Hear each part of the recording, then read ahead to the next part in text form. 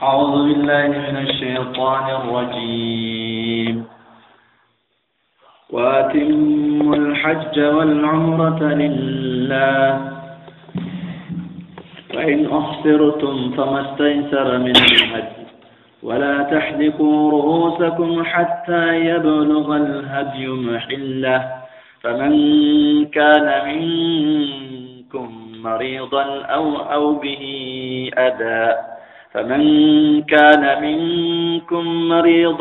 به أذى من رأسه ففدية من صيام أو صدقة أو نسك فإذا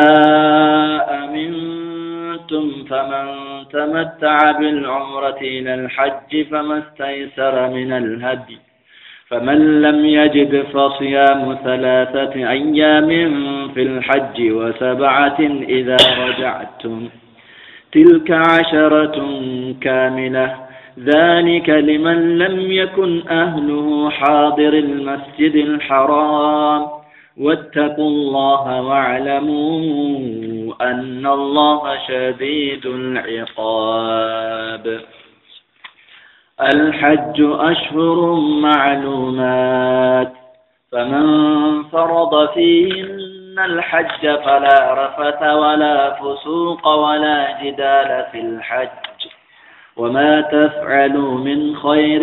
يعلمه الله وتزودوا فإن خير الزاد التقوى واتقون يا أولي الألباب ليس عليكم جناح أن تبتغوا فضلا من ربكم فإذا أفضتم من عرفات فاذكروا الله عند المشعر الحرام واذكروه كما هداكم وإن كنتم من قبله لمن الضالين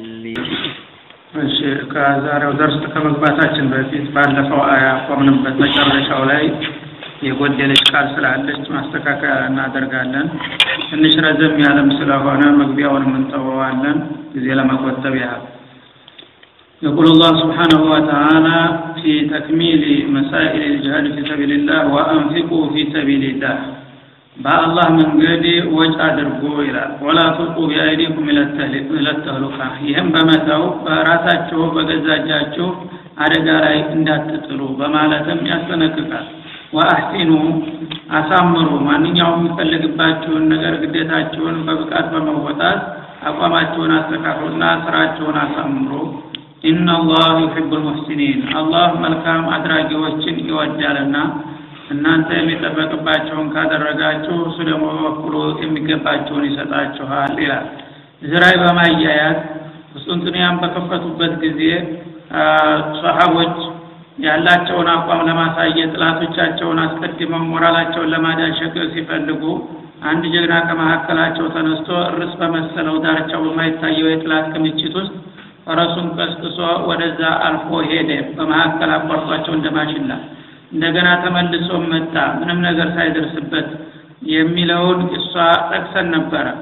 እና ከዛ ጋር ሌላ ቃላት ስለተያያዘ መደምደሚያው ስለተረሳ እሱንም አብሬ ላስተካክለው ፈልጋለሁ። እንግዲህ ያ የታወቀ ጀግና ርስ የመሰለ የጥላትን ክምችት በፈረሱ እየቀላ በሰይፉም እንደዛው እየጨፈጨፈ ዳር ተዳር ሲመጣ ማንንም ሰው ሳይነካው ልክ እንደ ቅጽበት ማለት ነው ፍጥነቱ ጥላቶቻቸው እነዚህ ሰዎች ናቸው ወይስ ምን በማለት በጣም ተደናገጡ ማለት ነው። በዛ ጊዜ ስለ ሹኡን الاسلام በሚገባ ያልተረዱት አንዳንዶቹ ደካሞች ሰውየውን ተቹት። ይሄን ያደረገውን ሰውዬ ولا تلقوا بأيديكم إلى التهلكة ራሳቸው በገዛጃቸው አደጋው ስለላቸው አትግቡና ለጉዳት አትጋለጡ ይላል። ሰውዬ አንድ ብቻውን ርስ በመሰለ ዳርቻው በማይታይ ጥላት መሐከል ዘሎ ገብቶ እንደ ባህር በመሐከል ቆርጦ እንደገና ተመልሶ መምጣቱ ራሱን አደጋ ውስጥ እንደመጨመር ነው በማለት ተቹት ማለት ነው። ያን ጊዜ አንጋፋው ሷሃቢ አቡ አዩብ አልአንሳሪ የተባሉት ተነሱ ይሄን አባባል ለመቃወም ማለት ነው። እናንተ ስለ ቁርአን በቂ ግንዛቤ ሳይኖራችሁ ዝም ብላችሁ ሰውን መተቸትና ጀግኖቻችንን ሞራላቸውን መንካት ቢቀርባችሁ ይሻላል።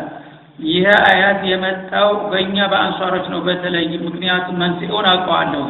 ግን እናንተ ያላችሁ ተፍሲር ጭራሽ ከሱ ጋር ተዛምዶ ግንኙነት ያለው ነገር አይደለም አሏቸው ማለት ምንድነው ነብዩ አለይሂ ሰላቱ ወሰለም መዲና ከተማ ሲመጡ ትንሽ እንደሰነባበቱ ያው የጦርነት ፍቃድ ተሰጠ ማለት ነው ወዲና ለለዚነ ይቃተሉነ ቢአንሁም ظلموا ان الله على نصرهم لقدير የሚለው አያት ሲመጣ በመካ ሀገር ጥላት እንደፈለገ ሲጨፈጭፋቸው ጧት ማታ ሲቀጠቅጣቸው አላህ ይብቃኝ በማለትና በጸሎት ብቻ ነበር የሚወሰኑ አሁን ግን ግቡ በጣም በዝቷልና ካሁን በኋላ ከቻለ ከፈለጋችሁ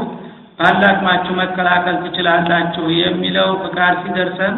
እኛም ራሳችንን አዘጋጀንና ራሳችንና ከተማችንን ለመከላከል ተንቀሳቀስን ይላል በዛ ጊዜ ቃል ገብተው ነበርና ነብዩንና አላማቸውን ለመጠበቅና የሚያስፈልገውን ሁሉ መስዋዕት ለመክፈል ቆርጠው ስለተነሱ ቤት ንብረቴ ገንዘቤ ምናምን የሚባለው ነገር ሁሉ ጭራሽ ተው ነው እንግዲህ አትክልት ሀገር ነበረች አትክልታቸው ጧት ማታ በመንከባከብ በመትከል በመኮትኮት ከዛም ደግሞ በመልቀም ነበረው የሚተዳደሩትና ያን ሁሉ የግል ስራቸውን ትተው አትክልቱ የሚያጠጣው የሚኮተኩተው ሲያጣ እየደረቀ ሄደ ከዛ አልፎ ቤቶቻቸው የሚያድሳቸው ሲያጣ በየጊዜው እነሱ በዚህ ስራ ሲጠመዱ ከላያቸው ላይ ክዳናቸው እየተቦጫጨቀ እየወደቀ ዝናብ በሚወርድ ጊዜ ቤቱን ንብረቱን ማውደም ጀመረ ማለት ነው ያ ሁሉ ሲሆን እንደዚህ ቆን ብለን እንደሳን ቅር ሳይለን በአጠቃላይ የአላህን ግዴታ ለመወጣት ራሳችንን ህይወት ንብረታችንን ሰጥተን ከቆየን በኋላ ትንሽ ያደግን ስንመጣና ኃይላችን ሲጠናከር እኛ አንሷሮች በተለይ እኛ እኮ ህይወታችንን ንብረታችንን ረሳን ስለዚህ አሁን አላህ አንሷሩን አብዝቷል ዲነል እስላም እየተጠናከረ ነው እና ይሄን የተጎዳውን የተጎሳቆለውን በተሰባችንን ቤታችንን እና ንብረታችንን መልክ ብናስይዘው ብለን ተመካከርና ያን ጊዜ ይሄን የጃር ስራታችሁ ወደ ግል ስራ ከተመለሳችሁ እንደገና ጥላቶቻቸውን በራሳቸው ላይ ጋብዛችሁ ለውድቀት በቃላችሁ ለማለት ነው ይሄን አያት ያመጣው እና ያው ገንዘቡንም ለዛው እንዲወጣ የሚደርስበትም ችግር በአላህ ዘንድ ሂሳብ ስለሚያዝለት ወደ ግል ስራችሁ መመለስ የለባችሁም ለማለት ነው እናንተ ግን በተቃራኒው ወራጅ ጀግኖቻችንን እስላማዊ ወንዲ ለማሳየት ሲንቀሳቀሱ ራሱን አደጋው ተጨመረ ያላችሁ ተቻላችሁና ተሰናክላላችሁ በማለት ተቆጣጣቸውና አረሟቸው ይላል ማለት ስለዚህ አላህ Subhanahu Wa Ta'ala ለሱ አላማ ብሎ አንድ ሰው በሚቆም ጊዜ በዲኑም ሆነ በዱንያው አላህ መከሸምና መተኪያውን እንደሚሰጠው አረጋግጧልና በዛ መልክ ህይወቱን የሚሰጥለት ይፈልጋል እስላም ማለት ነው ከዛ በኋላ ወደ ዛሬው ደርሳችን እንምጣና ወአቲሙል ሐጅ ወልዑምረተ ሊላሂ ኢላ አላህ Subhanahu Wa Ta'ala ካሁን ቀደም እንግዲህ አያቶቹ በተከታታይ ቀደም ሲል ስለ ቂሷስ ጉዳይ አንስቶ ነበር ከዛም ደግሞ ስለ ጾም እና ስለ ጊዜው ከዛም በማያያዝ ስለ ዱዓ እየቀጠለ መጥቶ በመጨረሻ መቆምንበት አካባቢ ላይ ስለ እስላማዊ ጦርነት ተመለከተ ነበር እነዚህ ሸሪዓ አልእስላሞችን እንግዲህ በማከታተል ዛሬው ደርሳችን ደግሞ የሚያተኩረው ቀጣው የሐጅ ክፍል ነው ሐጅን የተመለከቱ መሰረታዊ ነጥቦችን ያቀርብልናል ምንም ዝርዝር ሁኔታ ባይኖረው ማለት ነው ስለዚህ የዛሬው ደርሳችን በሐጅ ዙሪያ እንደሚሆን ነው